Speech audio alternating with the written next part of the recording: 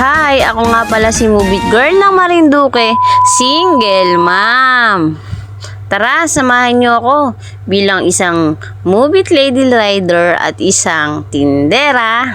Samahan niyo nga pala ako sa journey ng tag-ulan na.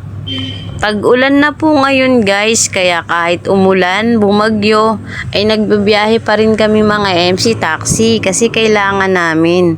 Kailangan namin para sa pang-araw-araw naming mga gastusin like pangbayad sa tubig, kuryente, bahay, pagkain, baon ng mga anak.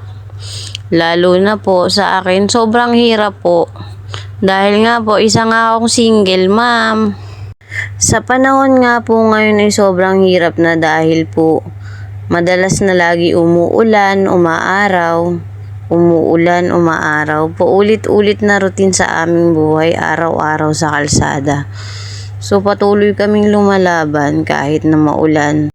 Sa totoo lang po, napakadelikado po ng aming hanap buhay pero minsan talaga wala kaming choice. At kung saan na lang talaga ako abutan ng gutom, ay doon na lang ako kakain kasi hindi na ako pwedeng umuwi pag wala na akong time. Dire-diretso na rin talaga yung biyahe ko. At hapon na nga yan pagkatapos ko mananghalian. Hapon na rin, nananghalian ako pero hapunan na. Madalas ako nalilipasan ng gutom.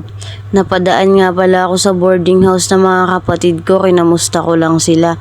Isang taon na rin kasi sila dito mahigit pero ngayon lang kami nagkita-kita. At balak nga pala ng mga kapatid ko lumipat ng bahay tapos dali na rin yung mga pamilya nila dito. Syempre taga Marinduque kami kaya ang unang aalok sa'yo ng mga may bahay pagkain. Syempre, gutom na rin ako niyan, hapon na rin yan. Kumain na rin ako. Syempre, pag biyaya, hindi mo na dapat tanggihan. Biyaya, kaya yan. Ayan yung kapatid ko, dito siya nagtatrabaho. Dalawa sila dito sa boarding house nila. Bunsong kapatid namin, yung nalalaki si JJ.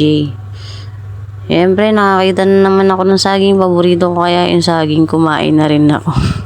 Handa ako na nga pala dyan. At alam nyo na mga ka-move it, kwentuhan lang muna kami dyan. Kwentuhan tungkol sa mga buhay-buhay namin. Kasi syempre, busy rin kami lahat sa mga trabaho. May sarili-sarili na kaming pamilya. Hindi, ayan po yung isang kapatid ko. Panglima naming kapatid, si Monarch.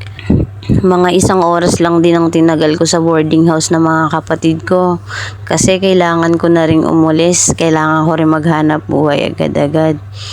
Alam nyo, hapit na hapit ang mami nyo.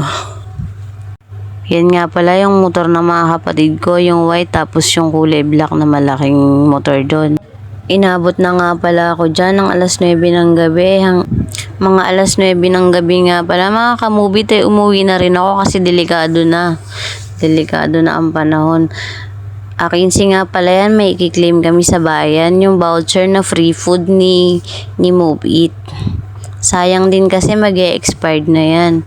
400 pesos nga pala yan kasi naka-gold tier ako. Ibig sabihin, nagkaroon ako ng 300 booking. Kaya meron akong voucher na 400 pesos para sa food. Maraming incentive or ayuda si Move It pagdating ng kinsenas. Sa bayan ng Jollibee na nga lang pala kami nag-claim kasi okay na yan. I-claim na lang. Fried chicken nga pala yung claim namin ay in-order namin kasi meron namang kanin sa bahay. Ulam na lang yung wala. At eto na nga po, thank you po Move It. Every kinsenas pala may ayuda mga Move It kaya galingan natin. Thank you, Jollibee. Thank you, Jollibee. Pinapangarap ko nga pala dyan maging alamat, kaya lang hindi ko kaya. Pero ngayong buwan po ay nag-platinum na po ako. 410 rides, sobra-sobra pa yun. Pagkatapos nga umuwi ng bahay, kumain na kami ng anak ko. Alas 10 na pala ng gabi niyan, naghapunan na kami. Wala pa yung isang anak ko kasi alas 12 po uwi nun. Nagwo-working student nga po pala yung panganay kong anak. So, kung isa kang MC Taxi Rider o isa kang single mom, pa-support naman po ng aking page. Pa-follow na rin po. Salamat po. God bless you po. Ride safe. Ingat.